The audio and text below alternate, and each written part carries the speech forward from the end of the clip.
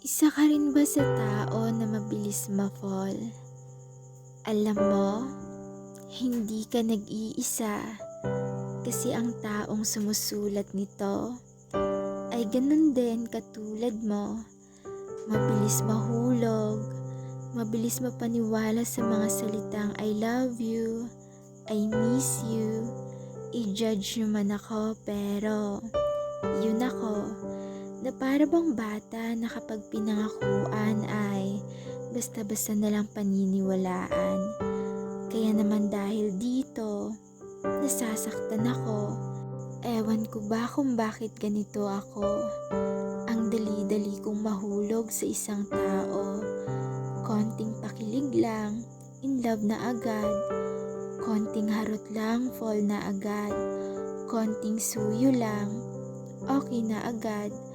Okay lang sana na mabilis mahulog, tapos mabilis din mawala ang nararamdaman ko sa kanya. Pero di kasi ganun yung nangyayari eh. Kasi kung gaano ako kabilis mahulog, ay ganun din kahirap mawala ang nararamdaman ko para sa kanya.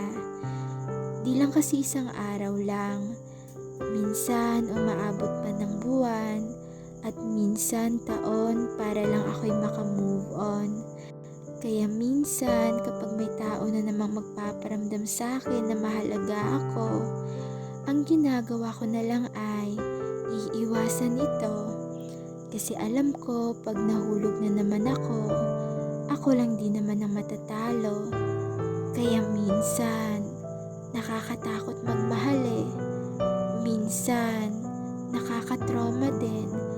Kaya minsan mas okay na lang na ako na lang mag-isa.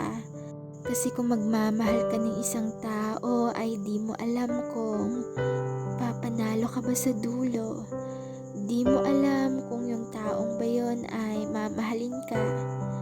Di mo kasi alam kung yung taong mahal mo ay mananatili sa'yo. Kasi yung iba ay dadating lang yan tapos sa huli ay maniiwan. Yung iba naman ay magpaparamdam sa'yo na mahal ka.